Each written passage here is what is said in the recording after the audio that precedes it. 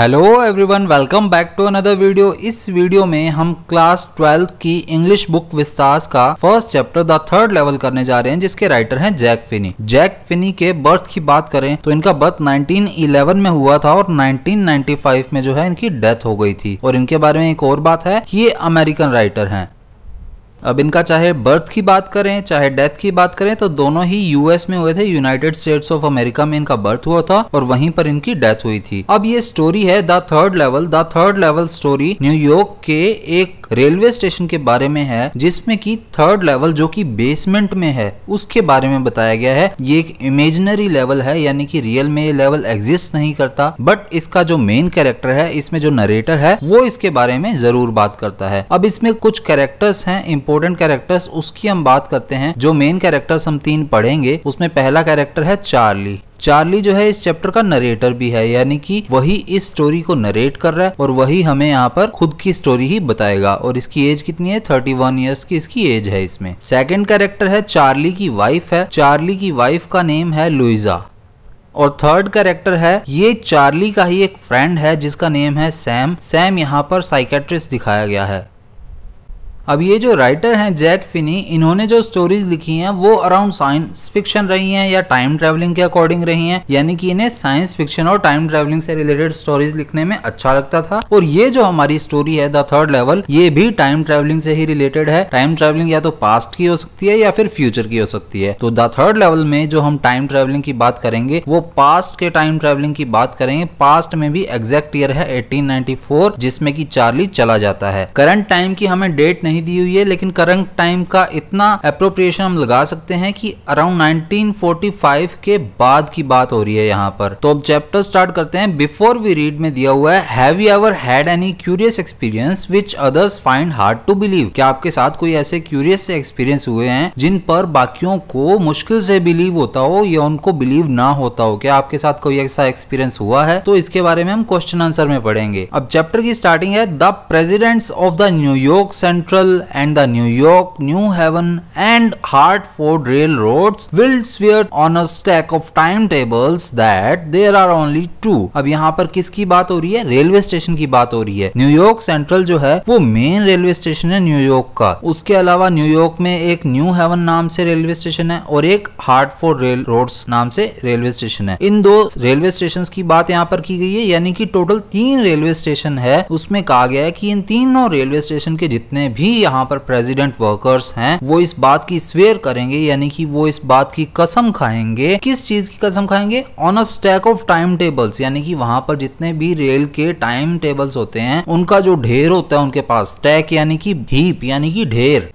तो जो time tables का ढेर उनके पास रखा होता है, यानी कि बहुत सारी ट्रेन्स का टाइम टेबल उनके पास होता है, उनकी वो कसम खा लेंगे कि वहां पर यानी कि न्यूयॉर्क सेंट्रल पर टोटल 2 ही लेवल्स हैं। अब यहाँ पर लेवल्स की बात की गई है जो कि अंडरग्राउंड है, यानी कि बेसमेंट में है। यानी कि आपकी ये तो जो है ग्राउंड फ्लोर हो गया, उससे ऊपर की तरफ जाएंगे तो ऊपर की स्टेयर्स हैं, नीचे की तरफ जाएंगे तो नीचे की स्टेयर्स हैं। फिर ये एक बेसमेंट का फर्स्ट फ्लोर आ गया, फिर ये सेकंड लेवल आ गया बेसमेंट का, जिसमें सेकंड लेवल पे पहुंच रहे हैं। तो वो कह रहे हैं कि यहाँ पर टोटल 2 ही लेवल हैं, इस चीज की वो सभी कसम खा लेंगे टाइम टेबल की। बट आई से देयर आर 3। आई यहाँ पर किसके लिए यूज हुआ है? नरेटर, जो कि हमने अभी बात की। क्या नाम है नरेटर का? चार्ली। लेकिन चार्ली कहता है कि यहाँ पर 3 है, because I have been on the third level on the Grand Central Station. अब चार्ली ऐसा क्यों कह रहा है? क्योंकि वो स्टेशन पर थर्ड लेवल पर जा चुका है। Yes, I have taken the obvious step, I talk to a psychiatrist friend of mine among others. अब चार्ली कहता है कि हाँ, मैंने बिल्कुल ऑब्वियस, मैंने बिल्कुल क्लियर स्टेप लिया। फिर जो करना चाहिए था मुझे, मैंने अपने एक साइकेट्रिस्ट फ्रेंड, जो कि मेरा एक दोस्त है, साइकेट्रिस्ट भी है वो, उससे मैंने इस बारे में बात की। अब साइकेट्रिस्ट क्या होता है? जो कि हमारे मनोचिकित्सक के बारे में बात करता है, यानी कि हमारे मन के जो रोग होते हैं, माइंड के जो रोग होते हैं, जो हमें इंटरनली काफी परेशान करते हैं, स्ट्रेस देते हैं, उसके बारे में हमें सॉल्यूशंस प्रोवाइड करते हैं।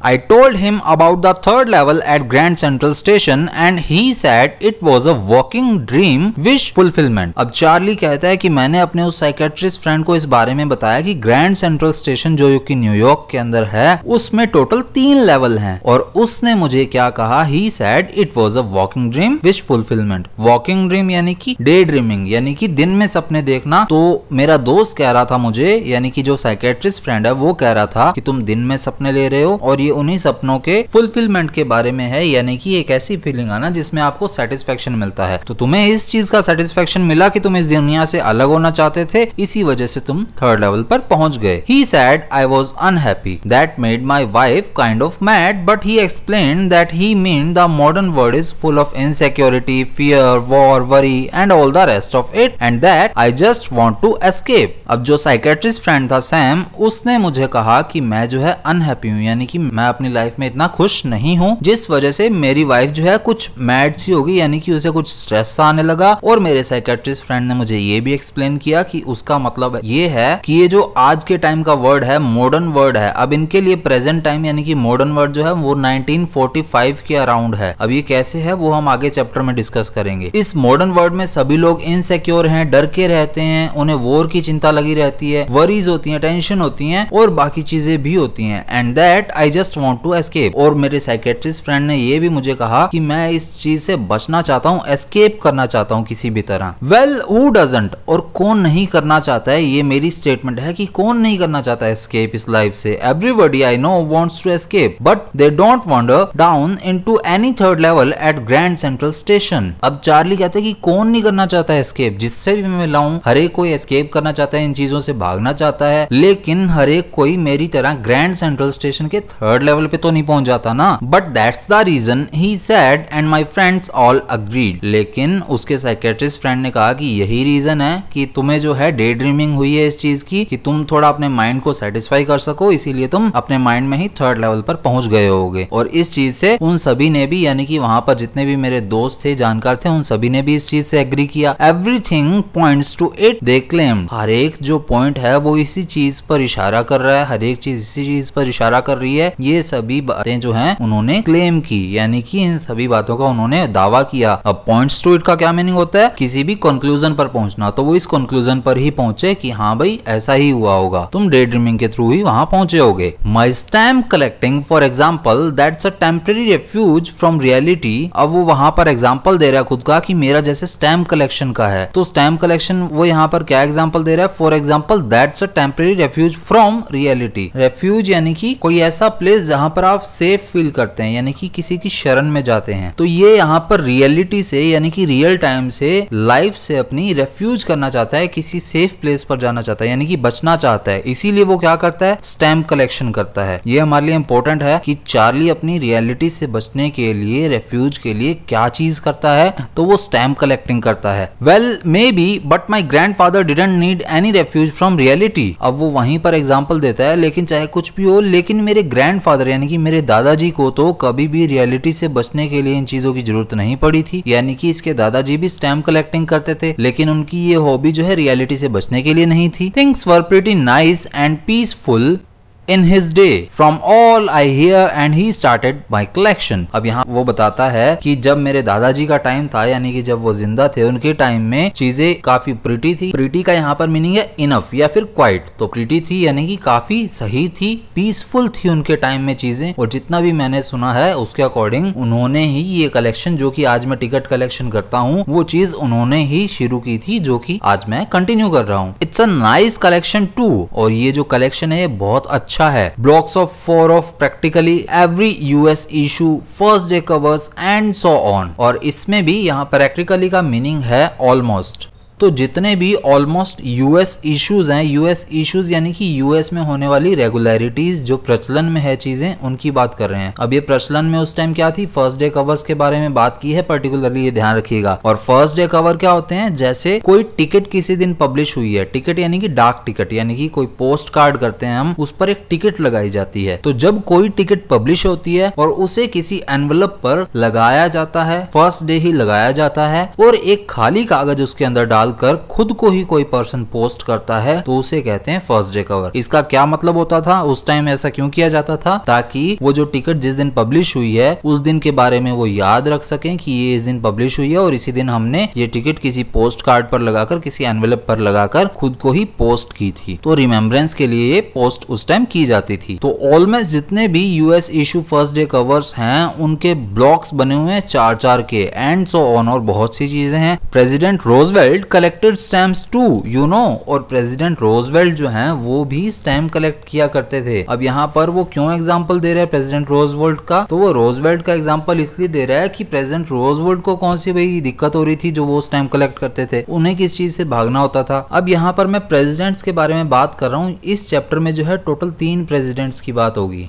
टोटल 3 प्रेसिडेंट होंगे, जिसमें फर्स्ट हमारे सामने नाम आया है प्रेसिडेंट रोजवेल्ट। रोजवेल्ट जो है 32nd प्रेसिडेंट थे यूएस के, और इनका जो टाइम पीरियड था वो 1933 से लेकर 1945 तक का था, जब तक ये प्रेसिडेंट रहे थे। उसके अलावा इस चैप्टर में बात होगी क्लीवलैंड की, प्रेसिडेंट क्लीवलैंड। ये 2 बार प्रेसिडेंट रहे थे वहां पर यूएस में, 22nd टाइम पर, और 24th प्रेसिडेंट भी यही थे। और इनका जो टाइम पीरियड था वो 1885 से लेकर 1889 तक था। उसके अलावा सेकंड टाइम जब ये बने थे तब 1892 से 1897 तक रहे थे। और जो इसमें थर्ड प्रेसिडेंट की बात होगी वो है गैरफील्ड। ये 20th प्रेसिडेंट थे यहाँ के, और इनका जो टाइम पीरियड था वो मार्च 1881 से लेकर और सितंबर 1881 तक था। ऐसा क्यों था कि वो उसी साल प्रेसिडेंट बने और उसी साल ही इन्होंने प्रेसिडेंट की जो सीट है वो छोड़ दी थी। तो ऐसा इसलिए था क्योंकि 19 सितंबर 1881 को इनकी डेथ हो गई थी। तो जिस दिन तक इन्होंने काम किया था, अपने डेथ डे तक इन्होंने काम किया था 19 सितंबर तक, और तब तक ही इनकी जो है काउंटिंग रही। उसके बाद इनकी डेथ के बाद न्यू प्रेसिडेंट जो है वो चुने गए। तो अब मैंने आपको बताया था कि 1945 तक की बात को हम प्रेजेंट में ले रहे हैं। तो ऐसा मैंने क्यों कहा? President Roosevelt collected stamps too, you know. अब यहाँ पर चार्ली ने कहा कि प्रेसिडेंट रोजवेल्ट जो है वो भी स्टैम्प्स कलेक्ट किया करते थे, यानी कि 1945 के बाद की ही बात है। यानी कि 1945 तक तो रोजवेल्ट प्रेसिडेंट थे ही, और इन्होंने पास्ट में बात की है, कलेक्टेड वर्ड लिया है। तो ऑलमोस्ट 1945 के बाद की ही कहीं की बात है, यानी कि अभी जो है 1945 से 1950 के अराउंड का हम टाइम ले लेते हैं जबकि ये बात की जा रही होगी। Anyway, here is what happened at Grand Central one night last summer I work late at the office. अब ये यहाँ पर बताता है कि चलो ये छोड़ो, अभी ये सुनो कि मेरे साथ ग्रैंड सेंट्रल स्टेशन पर क्या हुआ। एक रात की बात है, पिछले समर की बात है ये। मैं लेट टाइम तक वर्क कर रहा था ऑफिस में। I was in a hurry to get uptown to my apartment, so I decided to take the subway from Grand Central because it's faster than the bus. अब up town का यहाँ पर क्या meaning है? कोई भी जो town होता है, कोई भी जो शहर होता है, उसका जो नॉर्थ पार्ट होता है, उत्तरी भाग होता है, तो उस तरफ जाना उसको कहते हैं अप टाउन। तो वो अपने शहर के नॉर्थ साइड की तरफ अपने अपार्टमेंट में जाने के लिए जल्दी में था। इसी वजह से इसने ग्रैंड सेंट्रल स्टेशन पर जाकर सबवे में जाकर वहां पर ट्रेन से जाना बेहतर समझा, बजाय इसके कि वो बस का रूट चूज करे। ऐसा क्यों कहा उसने? क्योंकि बस से वो थोड़ा लेट पहुंचेगा, और सबवे से यानी कि सीढ़ियों से नीचे की तरफ जाकर जो लेवल्स बने हुए थे उनमें से वो ट्रेन लेकर बहुत जल्दी अपने घर पहुंच सकता है।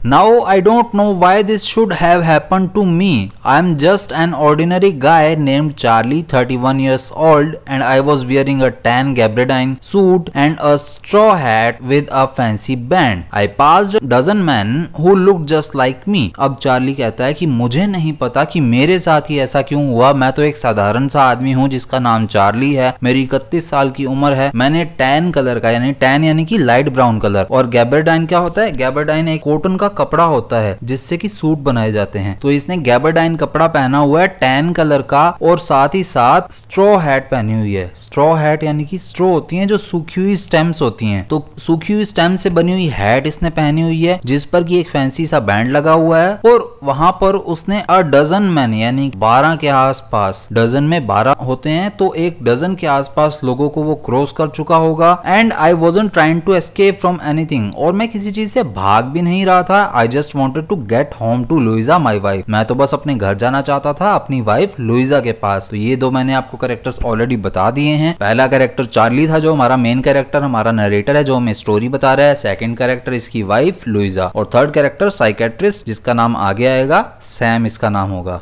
आई टर्न इनटू ग्रैंड सेंट्रल। अब बार बार ग्रैंड सेंट्रल की बात क्यों की जा रही है? तो ग्रैंड सेंट्रल जो है वो न्यूयॉर्क के अंदर मेन सेंट्रल रेलवे स्टेशन है, इसीलिए इसकी बार बार बात की जा रही है, क्योंकि ये स्टोरी उसी के आसपास, उसी के थर्ड लेवल में जाने के अराउंड रिवॉल्व कर रही है। So I turn into Grand Central from Vanderbilt Avenue and went down the steps to the first level where you take trains like the 20th century. Then I walked down another flight to the second level where the suburban trains leave from, ducked into an arched doorway heading for for the subway and got lost. अब ये यहाँ पर बताता है कि वंडरबिल्ट Avenue जो है, Avenue एक स्ट्रीट को कहा जाता है, तो वंडरबिल्ट स्ट्रीट से होते हुए वो ग्रैंड सेंट्रल स्टेशन पर पहुंचता है। वहां से वो स्टेप्स के थ्रू यानी कि सीढ़ियों के थ्रू फर्स्ट लेवल पर पहुंचता है। अब मैंने आपको बता दिया था सबवे में जा रहा है वो, यानी कि ग्राउंड फ्लोर से नीचे के फ्लोर्स में जा रहा है। अब वो पहले फ्लोर पर गया, स्टेप्स लिए उसने, और पहले फ्लोर पर क्या था, 20th सेंचुरी नाम की एक ट्रेन चलती थी। उस टाइम पर 20th सेंचुरी लिमिटेड नाम की ट्रेन चलती थी, जो कि एक एक्सप्रेस पैसेंजर ट्रेन थी, जो कि न्यूयॉर्क सेंट्रल रेल रोड में चली 1902 से लेकर 1967 में। तो वहां पर 20th सेंचुरी जैसी ट्रेन ली जा सकती थी। फिर उसने एक और फ्लाइट ली सेकंड लेवल के लिए। अब फ्लाइट जो है, फ्लाइट कलेक्टिव नाउन है, यानी कि ग्रुप ऑफ स्टेयर्स, यानी कि काफी सारी सीढ़ियां, फ्लाइट प्लूरल नाउन है यहाँ पर। तो उसने काफी सारी सीढ़ियां और क्रॉस की और सेकंड लेवल पर वो फिर पहुंच गया। Where the suburban trains leave from, और वहां से सब अर्बन एरिया की ट्रेन्स चलती थी। अब सब अर्बन का क्या मतलब होता है, जो कि कोई रूरल एरिया होते हैं सिटी के बाहर की तरफ, यानी कि जो ग्रामीण हम कह सकते हैं, या फिर इसे हम रूरल भी कह सकते हैं।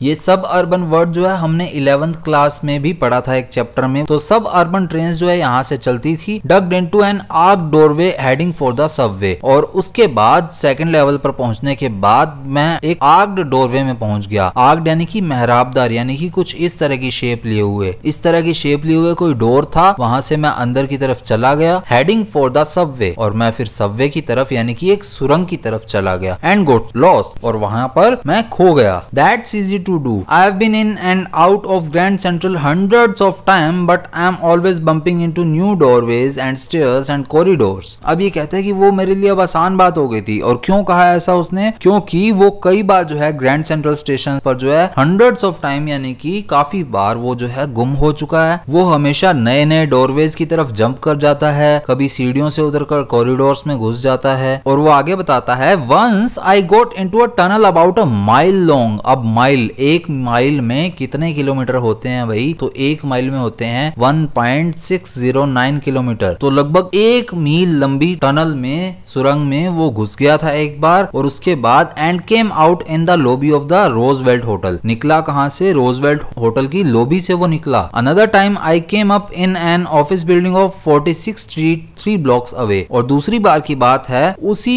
रेलवे स्टेशन से 3 ब्लॉक दूर 46 स्ट्रीट में वो किसी ऑफिस की बिल्डिंग में निकला। Sometimes I think Grand Central is growing like a tree, pushing out new corridors and staircase like roots. अब यहाँ पर exaggeration है। तो अब वो कहता है कि कई बार तो मुझे ऐसा लगता है कि जो ग्रैंड सेंट्रल स्टेशन है वो एक पेड़ की तरह बढ़ रहा है। इसके जो है नए नए कॉरिडोर्स निकल रहे हैं, नई नई सीढ़ियां निकल रही हैं, जैसे कि एक पेड़ की रूट्स जो है बढ़ती रहती हैं, वैसे ही इसकी नए नए स्टेयरकेसेस और कॉरिडोर्स जो है वो निकल रहे हैं। There is probably a long tunnel that nobody knows about, feeling its way under the city right now, on its way to Times Square and maybe another to Central Park. अब यहाँ पर वो बात करते हैं कि मुझे शायद लगता है कि यहाँ पर एक और टनल भी निकल रही होगी, जिसका किसी को अभी पता नहीं होगा, जो कि सिटी में जा रही होगी, जो कि हमें टाइम स्क्वायर तक या फिर सेंट्रल पार्क तक लेकर जाएगी। ये टाइम स्क्वायर और सेंट्रल पार्क जो है न्यूयॉर्क में फेमस प्लेसेस हैं। And maybe because for so many people through the years Grand Central has been an exit, a way of escape, maybe that's how the tunnel I got into. और वो यहाँ पर कहता है कि शायद इसलिए कि लोग जो हैं यहाँ से बाहर की तरफ जाते हैं। बाहर की तरफ एग्जिट का क्या मीनिंग है यहाँ पर, कि लोग इस स्टेशन से अपने घर तक का रास्ता चूज करते हैं, या फिर कोई जो है वो दूसरी सिटी में भी चला जाता है यहाँ से। यानी कि ये ग्रैंड सेंट्रल स्टेशन जो है काफी लोगों के लिए एग्जिट का जरिया रहा है, यानी कि बाहर जाने का जरिया रहा है, एस्केप का जरिया रहा है अपने प्रेजेंट टाइम से, यानी कि जिस जगह पर वो रह रहे हैं उस जगह से एस्केप का जरिया रहा है। इसीलिए शायद मैं भी इस टनल में घुस गया हूँगा। But I never told my psychiatrist friend about that idea. लेकिन ये जो इसने सोचा है, प्रोबेबली वाली बात की है, इस आइडिया के बारे में इसने अपने साइकियाट्रिस्ट फ्रेंड सैम को कभी भी नहीं बताया था। The corridor I was in began angling left and slanting downward and I thought that was wrong but I kept on walking. अब जो कॉरिडोर, जिस सुरंग में वो घुसा था, उस कॉरिडोर में जैसे जैसे वो आगे बढ़ता गया तो वो जो कॉरिडोर है वो लेफ्ट की तरफ एंगल करता रहा, अपना एंगल जो है वो लेफ्ट की तरफ बनाता रहा, यानी कि वो कॉरिडोर में जा रहा है और ऐसे ऐसे ऐसे लेफ्ट की तरफ जाए जा रहा है। एंड स्लैंटिंग डाउनवर्ड्स, और वो जो है स्लैंटिंग डाउनवर्ड्स यानी कि स्लोप भी बना रहा है, यानी कि नीचे की तरफ भी जा रहा है वो और लेफ्ट में भी जा रहा है, तो यानी कि वो धीरे धीरे धीरे इस तरह से नीचे की तरफ जाया जा रहा है और उसे ये भी फील हुआ कि वो गलत रास्ते पर जा रहा है, लेकिन फिर भी वो चलता रहा। All I could hear was the empty sound of my own footsteps and I didn't pass a soul। अब वो कहता है कि जिस जगह पर मैं जा रहा था वहां पर कोई भी आवाज नहीं आ रही थी, सिर्फ मेरे पैरों के चलने की आवाज थी और मैं किसी भी सोल से, किसी भी पर्सन से क्रॉस नहीं करा, यानी कि मुझे वहां पर कोई भी बंदा, कोई भी इंसान नहीं मिला। Then I heard that sort of hollow roar ahead that means open space and people talking। और फिर थोड़ी सी आगे जाकर मुझे hollow roar मिला, यानी कि काफी सारे लोगों के बोलने की आवाज मिली, जिसका मतलब था कि अब आगे जो है ओपन स्पेस आने वाला है और वहां पर लोग बात कर रहे हैं। The tunnel turn sharp left, और टनल ने अचानक से एक तीखा सा शार्प लेफ्ट मोड़ लिया। I went down a short flight of stairs and came out on the third level at Grand Central Station. और उसके बाद मैंने फिर से स्टेयर्स को क्रॉस किया और थर्ड लेवल पर पहुंच गया, जो कि ग्रैंड सेंट्रल स्टेशन पर उस टाइम था। अब इसके लिए तो शुरू में प्रेसिडेंट्स कसम खा चुके हैं कि थर्ड लेवल एग्जिस्ट नहीं करता, उस पर 2 ही लेवल हैं, लेकिन हमारा जो नरेटर चार्ली है वो ग्रैंड सेंट्रल स्टेशन के थर्ड लेवल पर पहुंच गया है। For just a moment I thought I was back on the second level, but I saw the room was smaller, there were fewer tickets windows and train gates and information booth in the centre was wood and old looking. अब यहाँ पर वो बताता है कि पहले तो मुझे लगा कि मैं सेकंड लेवल पर ही पहुंच गया हूँ, लेकिन जैसे ही मैंने वहां पर देखा गौर से तो वहां पर रूम्स जो थे वो छोटे थे, टिकट विंडोज जो है वो कम थी, ट्रेन के गेट भी कम थे और जो इंफॉर्मेशन बूथ था सेंटर में पड़ा था जिससे कि कोई भी इंफॉर्मेशन ली जा सकती है, वो जो है लकड़ी का बना हुआ था और काफी पुराना दिखने वाला था। And the man in the booth wore a green eye shade and a long black sleeve protectors. और उस बूथ पर जो आदमी बैठा था उसने ग्रीन कलर के आईज शेड पहने हुए थे और साथ ही साथ अपनी बाजुओं पर स्लीव प्रोटेक्टर्स पहने हुए थे जो कि ब्लैक कलर के थे। The lights were dim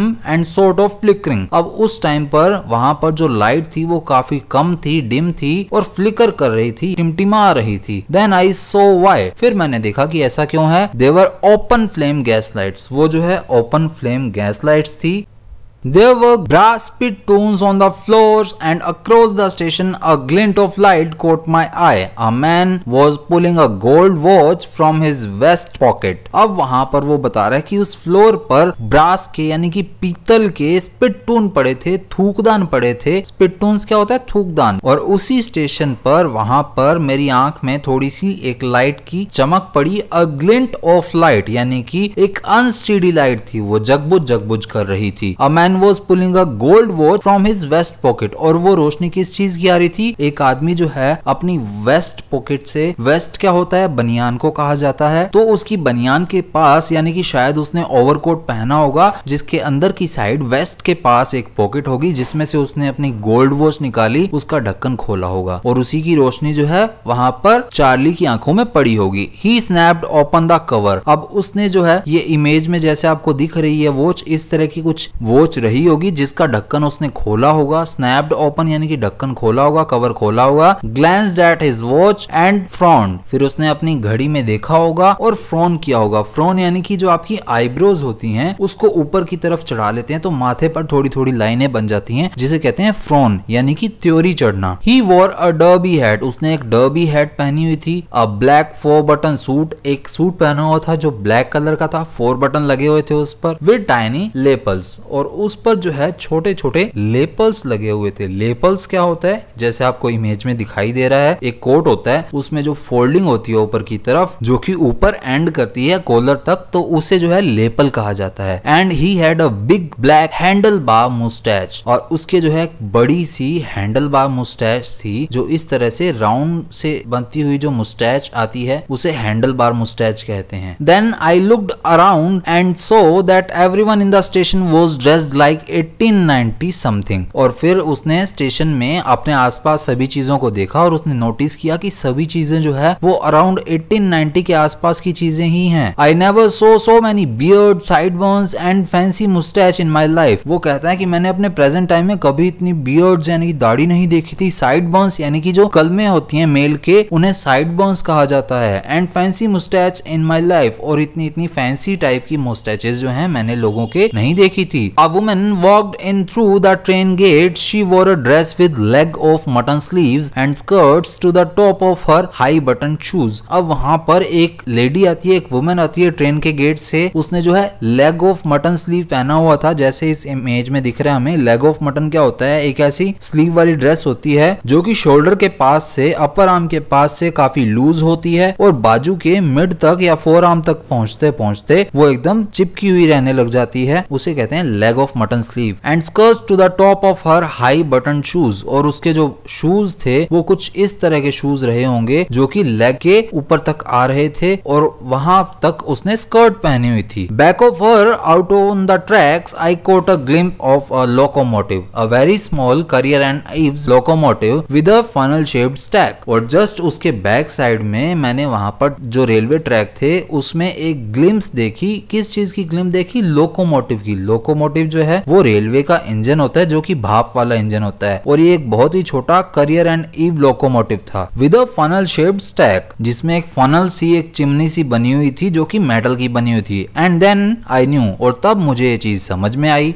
To make sure, I walked over to a newsboy and glanced at the stack of papers at his feet. और अब इसे थोड़ा डाउट हुआ तो उसने ये कंफर्म करना चाहा तो वो फटाफट से न्यूज बॉय के पास गया ताकि उससे जो है उसके पैरों के पास कुछ पेपर्स पड़े थे, न्यूज़पेपर उनका ढेर पड़ा था, उसमें उसने एक नजर मारी. It was the world. अब उसने जब न्यूज़पेपर देखा तो न्यूज़पेपर पर ऊपर हेडिंग क्या थी? The world. And the world hasn't been published for years. और जो द वर्ल्ड नाम की एक अखबार है वो तो काफी सालों से पब्लिश ही नहीं हुई थी. The lead story said something about President Cleveland. अब ये जो इसकी लीड स्टोरी थी यानी कि मेन स्टोरी थी पेज पर, वो प्रेसिडेंट क्लीवलैंड के बारे में कुछ बात कर रही थी. अब प्रेसिडेंट क्लीवलैंड के बारे में हम ऑलरेडी बात कर चुके हैं. प्रेसिडेंट क्लीवलैंड जो है यूएस के प्रेसिडेंट रहे हैं 22nd और 24th. इनका टाइम पीरियड था 1885 से 1889 और 1893 से 1897 तक. ऊपर हमने 1892 लिख दिया है, 1892 की जगह वहां पर 1893 कर लेना है. प्रेसिडेंट क्लीवलैंड जो है सेकंड टाइम जब प्रेसिडेंट रहे थे तो वो 1893 से बने थे. तो इस न्यूज़पेपर यानी कि जो द वर्ल्ड है उस न्यूज़पेपर पर प्रेसिडेंट क्लीवलैंड के बारे में कुछ स्टोरी छपी थी. I found that front page since in the public library files and it was printed June 11, 1894. और तब उसने पब्लिक लाइब्रेरी की फाइल्स में जाकर वो चीजें नोटिस करनी शुरू की तो वहां पर उसने देखा कि जो डेट है वो छपी हुई है 11 जून 1894 की. ये डेट हमारे लिए इंपॉर्टेंट है, 11 जून 1894. I turn towards the ticket Windows knowing that here on the third level at Grand Central I could buy tickets that would take Louisa and me anywhere in the United States we wanted to go. अब फिर वो ticket window के पास गया इस बारे में जानने के लिए कि थर्ड लेवल से तो वो फिर ग्रैंड सेंट्रल पर जो थर्ड लेवल है वहां से वो किसी भी जगह के टिकट ले सकता है जहां पर वो अपनी वाइफ लुइजा को 1894 के आसपास के टाइम में यूनाइटेड स्टेट्स में कहीं भी ले जा सकता है जहां वो जाना चाहते हैं. In the year 1894. अब वो कहाँ था? 1894 में था तो वो वहीं जाना चाहता था अपनी वाइफ के साथ. और एग्जैक्टली वो जाना कहाँ चाहता था? And I wanted 2 tickets to Galesburg Illinois. और वो जाना चाहता था गेल्सबर्ग इलिनॉइस में. इलिनॉइस जो है यूएस का एक स्टेट है जहां पर एक सिटी है गेल्सबर्ग, वो वहां पर जाना चाहता था. Have you ever been there? It's a wonderful town still with big old frame houses, huge lawns and tremendous trees whose branches meet overhead and roof the streets. अभी यहाँ पर पूछ रहा है कि क्या आप कभी गए हैं क्या गेल्सबर्ग में? वो अभी भी वंडरफुल टाउन है, उसमें बड़े बड़े फ्रेम वाले घर हैं यानी कि काफी पुराने बने हुए घर हैं जिनके बड़े बड़े लॉन्स हैं. वहां पर गलियों में बड़े बड़े ट्रिमेंडियस ट्रीज हैं. ट्रिमेंडियस यानी कि काफी बड़े बड़े हाइट वाले ट्रीज हैं जिनकी ब्रांचेस जो हैं वो इस तरह से ओवरहेड मीट करती हैं कि स्ट्रीट्स के ऊपर रूफ बनाती हैं. जैसे एक सड़क जा रही है यहाँ पर, इसके एक साइड पर पेड़ लगे हुए हैं और दूसरी साइड भी पेड़ लगे हुए हैं, तो ये पेड़ जो है इतनी हाइट पर पहुंच जाते हैं कि वो थोड़ा थोड़ा फिर बाद में बेंट होना शुरू हो जाते हैं और बेंट होकर जो है कुछ इस तरह से जो है यहाँ पर ये छत बना लेते हैं दोनों. तो ये आपस में जो है मिल जाएंगी जब तो ये ओवरहेड रूफ बना लेंगी. And in 1894 summer evenings were twice as long and people sat out on their lawns, the men smoking cigars and talking quietly, the women waving palm leaves fans with the fireflies all around in a peaceful world. अब वो बताता है कि 1894 में जो summer की evening है वो आज के टाइम से लगभग डबल लंबी थी, क्योंकि तब इतनी सभी फैसिलिटीज नहीं होती थी कि हर एक को इधर उधर अपना बिजी रहे। तो सभी लोग जो है अपने लॉन्स में बैठा करते थे। उस टाइम आदमी जो है वो सिगार्स पीते थे क्वाइटली, यानी कि धीरे धीरे बातें करते हुए सिगार्स पीते थे। जो वुमेन जो है वो पाम लीव से बने हुए जो पंखे हैं उन्हें जलती थी। With fire flies all around, तब शाम के समय में जो फायर फ्लाइज है यानी कि जो जुगनू है वो भी वहां पर आते थे, और उस टाइम का जो वर्ल्ड था काफी पीसफुल था। To be back there with the First World War still 20 years off and World War second over 40 years in the future, I wanted 2 tickets for that. अब 1894 के अंदर वो है, और लगभग 20 years बाद यानी कि 1940 में जो है फर्स्ट वर्ल्ड वॉर होना था। तो अभी फर्स्ट वर्ल्ड वॉर को भी 20 साल पड़े थे और सेकंड वर्ल्ड वॉर को लगभग फ्यूचर में 40 साल पड़े थे। तो इसीलिए उसे गेल्सबर्ग इलिनॉइस की 2 टिकट चाहिए थी, जहां पर वो अपनी वाइफ के साथ जाकर पीसफुल लाइफ जी सकता है। The clerk figured the fare. He glanced at my fancy headband, but he figured the fare. अब वहां पर टिकट काउंटर पर जो क्लर्क बैठा था उसने जो फेयर है, जो किराया है, उसको कैलकुलेट किया। उसने मेरे फैंसी सी हेडबैंड को भी देखा, लेकिन वो अपना किराया जो है वो काउंट करता रहा, क्योंकि ये किराया कौन सा काउंट कर रहा था ये क्लर्क, जो यहाँ पर इसने गेल्सबर्ग इलिनॉइस की 2 टिकट मांगी हैं, तो उसके लिए वो किराया काउंट कर रहा था कि यहाँ से कितना किराया होगा। And I had enough for 2 coach tickets one way, और मेरे पास इतना किराया था कि मैं 2 कोच टिकट अभी ले सकता हूं एक साइड की, यानी कि गेल्सबर्ग इलिनॉइस जाने के लिए वो 2 टिकट सफिशिएंटली ले सकता है, बट सिर्फ जाने जाने की इतना ही किराया अभी उसके पास अवेलेबल था। But when I counted out the money and looked up, the clerk was staring at me. लेकिन जैसे ही मैंने किराया काउंट किया और ऊपर की तरफ देखा तो जो क्लर्क है वो मुझे घूर रहा था। He noted at the bills. अब उसने जो है सिर हिलाया उन बिल्स पर। बिल यानी कि यहाँ पर नोट से बात की गई, बिल्स यानी कि नोट्स। तो उन नोट्स के लिए उस क्लर्क ने नोड किया, यानी कि सिर हिला दिया, लेकिन यहाँ पर सिर नेगेटिव वे में हिलाया, ना में हिलाया। That ain't money mister, he said. उसने कहा ये पैसे नहीं है भाई, and if you are trying to skin me you won't get very far. और अगर तुम मुझे स्किन करना चाहते हो, यानी कि डिसीव करना चाहते हो, मुझे धोखा देना चाह रहे हो, मुझे लूटना चाह रहे हो, तो तुम बहुत दूर तक नहीं जा पाओगे। And he glanced at the cash drawer beside him. और उसके बगल में ही जो कैश ड्रॉअर था उसने उस तरफ इशारा किया, यानी कि वहां कैश ड्रॉअर में जो नोट्स पड़े थे उनकी तरफ इशारा किया। Of course the money was old style bills. वहां पर जो बिल्स यानी कि नोट्स पड़े थे वो पुराने टाइम के थे। Half again as big as the money we use nowadays. अब यहाँ पर एक इडियम यूज हुआ है, हाफ अगेन एज मच और many as. Half again as big as the money. अब यहाँ पर मच या मैनी की जगह बिग वर्ड इन्होंने यूज किया है। तो यहाँ पर क्या कहने का मतलब है, हाफ अगेन एज मच या एज मैनी एज का क्या मतलब है, यानी कि अगर आपका अमाउंट जो है वो 100 है तो उसमें जो है 50 और मिला दीजिए, यानी कि इसका 1.5 गुना कर दीजिए। तो जो 1.5 गुना वैल्यू है उसके बारे में बात की है कि जो उस टाइम के ओल्ड स्टाइल के बिल्स थे वो हाफ अगेन थे, यानी कि जितने की नाउ डेज में यूज हो रहे हैं। यानी कि अगर आज के टाइम में साइज ये है तो इसमें आधा और ऐड कर लीजिए, यानी कि ये 1.5 गुना साइज हो जाएगा। इतना उस टाइम का पुराने नोट्स का साइज था। एंड डिफरेंट लुकिंग, और पुराने टाइम के नोट जो है कुछ अलग लुकिंग के भी थे। I turned away and got out fast. तब मैं जल्दी से मुड़ा और फटाफट वहां से भागा। There is nothing nice about jail even in 1894, क्योंकि 1894 में भी जेल जाने में तो कुछ अच्छी बात नहीं थी, चाहे वहां पर पीसफुलनेस थी 1894 में, पर जेल जाना तो उस टाइम भी अच्छा नहीं था। एंड दैट वॉज दैट, और इतना ही बस। जैसे हम कहते हैं दैट इज इट, वैसे ही पास्ट में इसने यूज किया that was that. I left the same way I come I suppose. और मेरे ख्याल से तो मैंने जिस रास्ते से मैं अंदर गया था उसी रास्ते को बाहर जाने के लिए चूज किया। Next day during lunch hour I drew $300 out of the bank, nearly all we had, and bought old style currency that really worried my psychiatrist friend. और अगले दिन ऑफिस आवर में ही लंच टाइम में मैं वहां पर bank में चला गया और मैंने $300 का अमाउंट जो है वहां से विड्रॉ करवाया, जितना टोटल हमारे पास था, और उसे जो है पुराने टाइम की करेंसी में चेंज करवा लिया, जिसने की रियल में मेरे साइकेट्रिस्ट फ्रेंड यानी कि सैम को थोड़ा चिंता में डाल दिया था। You can buy old money at almost any coin dealers but you have to pay a premium. अब यहाँ पर वो बता रहा है कि आप जो है पुराने टाइम की करेंसी किसी भी कॉइन डीलर से ले सकते हैं। कॉइन डीलर क्या होता है, जो कि सिक्के खरीदता है या बेचता है पुराने टाइम के नए टाइम के। तो वो कॉइन डीलर के पास चला गया था, पुराने टाइम की करेंसी उसने उसने ली और एक थोड़ा बहुत प्रीमियम भी उसे देना पड़ा था। इस तरह से मनी एक्सचेंज कर सकते थे। My $300 bought less than 200 in all style bills, but I didn't care. Eggs were 13 cents a dozen in 1894. अब यहाँ पर बहुत अच्छी बात है, इंपॉर्टेंट भी है। वो कह रहा है कि मैंने $300 का अमाउंट विड्रॉ करवाया था बैंक से, उसे जब मैंने पुराने टाइम के नोट्स या बिल्स में कन्वर्ट करवाया तो वो टोटल रह गया 200 के आसपास का। लेकिन फिर भी उसे इस चीज की कोई परवाह नहीं थी। क्यों नहीं थी? क्योंकि जो एग्स हैं वो 1894 में भी 13 सेंट्स के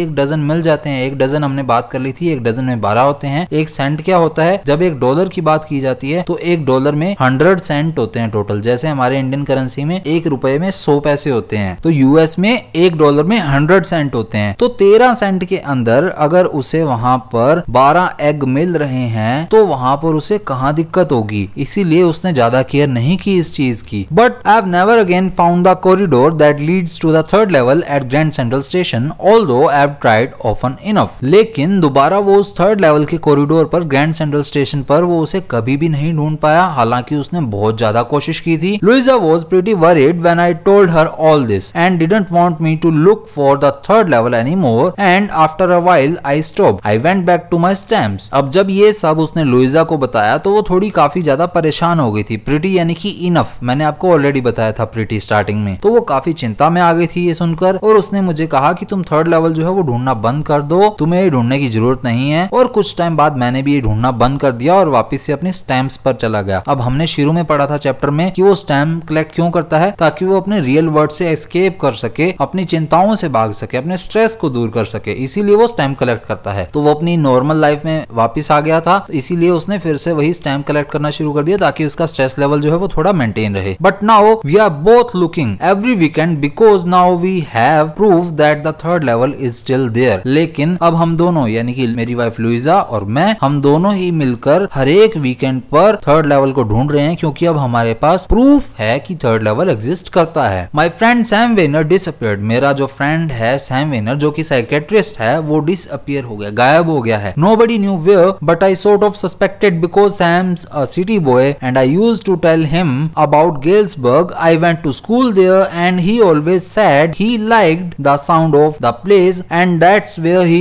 इज ऑलराइट इन 1894। अब किसी को भी नहीं पता वो कहाँ है, लेकिन जहां तक मुझे अंदाजा लग रहा है तो वो एक सिटी बॉय है और मैं उसे गेल्सबर्ग के बारे में बताता रहता था लगातार कि मैं वहां पर स्कूल जाता था, वहां पर जो है बहुत अच्छा प्लेस है वो, वहां पर काफी पीसफुलनेस है और ये सब उसे सुनने में काफी अच्छा लग रहा था ये प्लेस, इसी वजह से वो वहीं पर है मेरे ख्याल से तो 1894 के अंदर गेल्सबर्ग में ही है। अब ऐसा क्यों है? Because one night fudging with my stamp collection I found, well do you know what a first day cover is. अब देखिए बात से कैसे एकदम से भटक गया है वो। अब बात क्या बता रहा था? एक रात की बात बता रहा था और फर्स्ट डे कवर में चला गया। अब वो कहता है एक रात की बात है जब अपने स्टैम्प कलेक्शन में मैं फजिंग कर रहा था, यानी कि उनमें काफी ज्यादा मशगूल था, उन्हें ही इंपॉर्टेंस दे रहा था, यानी कि अपने स्टैम्प्स कलेक्शन को ही देखे जा रहा था। मुझे वहां पर एक फर्स्ट डे कवर मिला। अब वो कहता है आपको पता है फर्स्ट डे कवर क्या होता है? When a new stamp is issued, stamp collectors buy some and use them to mail envelopes to themselves on the very first day of sale and the postmark proves the date. अब first day cover क्या होता है? जब किसी दिन कोई stamp issue होती है तो जो स्टैम्प कलेक्टर्स हैं जो स्टैम्प्स को इकट्ठा करते हैं वो उनमें से कुछ लेते हैं ताकि वो किसी एनवलप पर उसे चिपका सकें और खुद को ही मेल कर सकें उसी फर्स्ट डे को, जिससे कि उसकी डेट का पता लग सके। The envelope is called a first day cover. ये जो एनवलप है ये फर्स्ट डे कवर कहलाता है। They are never open. अब ये जो एनवलप होते थे फर्स्ट डे कवर ये कभी भी ओपन करने के लिए नहीं बनाए जाते थे, क्योंकि इसमें ब्लैंक पेपर डाला जाता था। You just put blank paper in the envelope. अब उनमें ब्लैंक पेपर डाला जाता था और वहां पर उस एनवलप को बंद कर दिया जाता था, उस पर वो जो टिकट नए दिन की इशू हुई है वो चिपका दी जाती थी और खुद के एड्रेस पर ही मेल की जाती थी, जिसे कि हम फर्स्ट डे कवर कहते थे। That night among my oldest first day covers I found one that shouldn't have been there. और उस रात को ही जब मैं अपने फर्स्ट डे कवर्स देख रहा था सभी, तब मुझे वहां पर कुछ ऐसा मिला जो कि वहां पर नहीं होना चाहिए था। बट देयर इट वाज, लेकिन वो वहां पर फिर भी था। It was there because someone had mailed it to my grandfather at his home in Galesburg. That's what the address on the envelope said. और वो वहां पर इसलिए था क्योंकि किसी ने गेल्सबर्ग के हमारे एड्रेस पर मेरे दादाजी को उसे मेल किया था, जैसा कि एड्रेस जो है उस एनवलप पर लिखा हुआ था वो गेल्सबर्ग में हमारे घर का एड्रेस था। And it had been there since July 18, 1894। और वो फर्स्ट डे कवर जो है यहाँ पर कब से है, जुलाई 1894 से। मैंने एक डेट आपको पहले याद रखने के लिए कही थी, तो वो थी 11 जून 1894, जब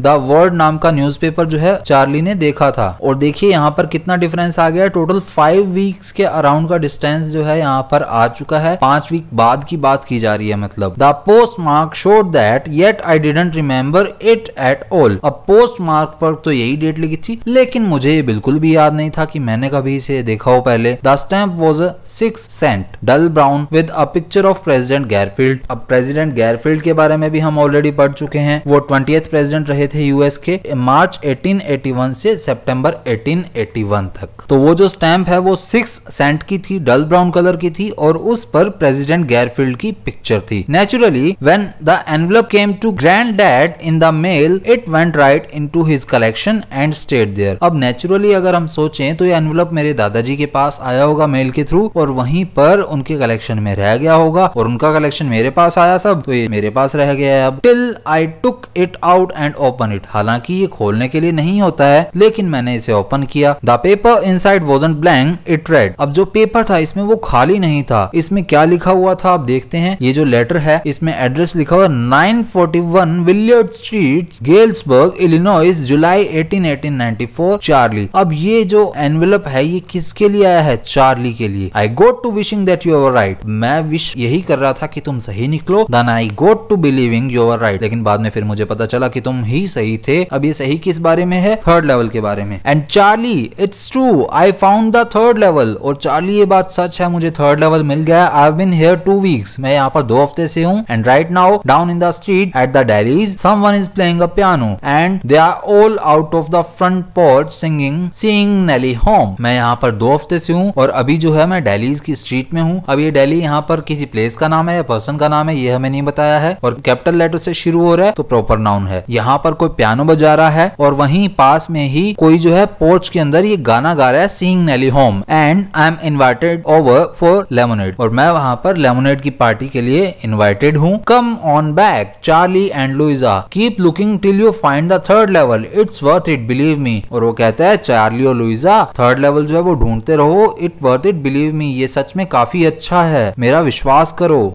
the note is signed Sam. और उस नोट पर किसके सिग्नेचर थे, सैम के, जो कि उसका साइकेट्रिस्ट फ्रेंड है। At the stamp and coin store I go to, I found out that Sam bought $800 worth of old style currency. और जब मैं उस जगह पर गया जहां से मैं स्टैम्प इकट्ठी करता था और कॉइन्स एक्सचेंज करवाता था, तो मुझे पता लगा कि सैम ने जो है $800 का अमाउंट जो है वो एक्सचेंज करवाया था। That ought to set him up in a nice little hay, feed and grain business. He always said that's what he really wished he could do, and he certainly can't go back to his old business. और इतना amount उसके लिए sufficient था कि वो हे का, feed का और ग्रेन का, हे हमने पहले भी बात की थी, हे कहते हैं स्ट्रो को, चारा जिसे हम कहते हैं, सूखा हुआ चारा, तो उसके बिजनेस के लिए इतना अमाउंट इनफ था। और वो हमेशा ही कहता था कि मुझे कुछ इस तरह का ही करना है, और वो अपने पुराने बिजनेस में अब वापस नहीं आ सकता है। पुराना बिजनेस यहाँ पर बात की गई है। ओल्ड बिजनेस से क्या मतलब है, यानी कि वो जो साइकेट्रिस्ट का काम करता था, नॉट इन गेल्सबर्ग इलिनॉइस इन 1894। और 1894 के इलिनॉइस गेल्सबर्ग में तो वो कतई अपना पुराना बिजनेस शुरू नहीं कर सकता, क्योंकि तब लोगों को इतनी चिंता नहीं होती थी किसी चीज की, तो फिर साइकेट्रिस्ट की जरूरत क्या होगी। His old business, why Sam was my psychiatrist. अब ये रीजन तो आपको मैंने एक्सप्लेन कर ही दिया है कि उसका पुराना बिजनेस क्यों वो नहीं सेटअप कर सकता। क्यों, क्योंकि सैम जो है उसका साइकेट्रिस्ट फ्रेंड था, लेकिन यहाँ पर उसने हे का, फीड का और ग्रेन का बिजनेस शुरू किया, क्योंकि उस टाइम पर लोगों को टेंशन नहीं होती थी, तो साइकेट्रिस्ट की जरूरत भी नहीं पड़ती थी, इसीलिए उसका पुराना बिजनेस वहां पर नहीं चल सकता था। तो इसी के साथ हमारा चैप्टर जो है अब यहाँ पर कंप्लीट हो गया है। तो मिलेंगे नेक्स्ट वीडियो में नेक्स्ट चैप्टर के साथ। जय हिंद।